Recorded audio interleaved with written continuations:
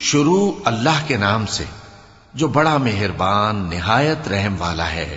کوہ طور کی قسم اور اس کتاب کی جو لکھی ہوئی ہے کشادہ ورق میں، اور آباد گھر کی اور اونچی چھت کی، اور جوش مارتے سمندر کی کہ تمہارے پروردگار کا عذاب واقع ہو کر رہے گا اور اس کو کوئی روک نہیں سکے گا۔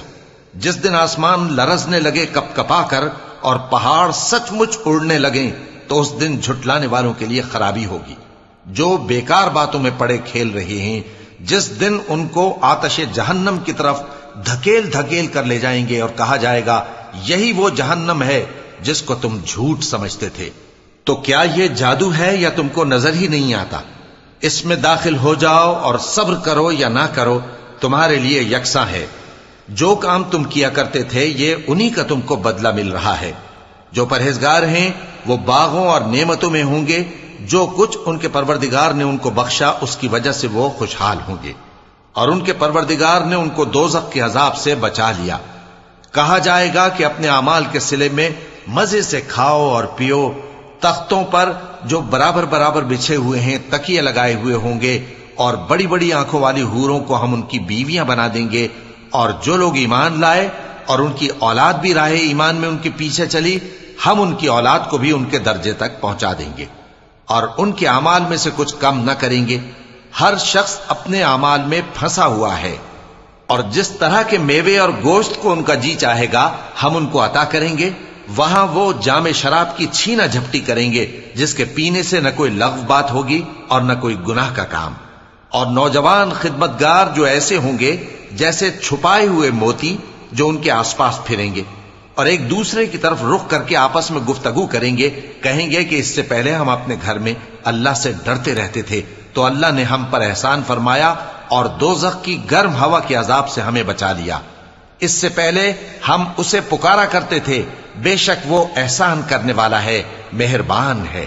تو اے پیغمبر تم نصیحت کرتے رہو، تم اپنے پروردگار کے فضل سے نہ تو کاہن ہو اور نہ دیوانے۔ کیا کافر یہ کہتے ہیں کہ یہ شاعر ہے اور ہم اس کے لیے زمانے کی گردش کا انتظار کر رہے ہیں؟ کہہ دو کہ انتظار کیے جاؤ، میں بھی تمہارے ساتھ انتظار کرتا ہوں۔ کیا ان کی عقلیں ان کو یہی سکھاتی ہیں یا یہ لوگ ہیں ہی شریف؟ کیا کفار یہ کہتے ہیں کہ ان پیغمبر نے قرآن از خود بنا لیا ہے؟ بات یہ ہے کہ یہ اللہ پر ایمان نہیں رکھتے۔ اگر یہ سچے ہیں تو یہ بھی ایسا کلام بنا لائیں۔ کیا یہ کسی کے پیدا کیے بغیر ہی پیدا ہو گئے ہیں، یا یہ اپنے آپ کو خود پیدا کرنے والے ہیں، یا انہوں نے آسمانوں اور زمین کو پیدا کیا ہے؟ نہیں، بلکہ یہ یقین ہی نہیں رکھتے۔ کیا ان کے پاس تمہارے پروردگار کے خزانے ہیں یا یہ کہیں کے داروغہ ہیں، یا ان کے پاس کوئی سیڑھی ہے جس پر چڑھ کر آسمان سے باتیں سناتے ہیں؟ تو جو سن کر آتا ہے وہ کھلی سند لے کر آئے۔ کیا اللہ کی تو ہوں بیٹیاں اور تمہارے لیے بیٹے؟ اے پیغمبر کیا تم ان سے کوئی معاوضہ مانگتے ہو کہ ان پر تاوان کا بوجھ پڑ رہا ہے، یا ان کے پاس غیب کا علم ہے کہ یہ اسے لکھ لیتے ہیں؟ کیا یہ کوئی داؤں کرنا چاہتے ہیں؟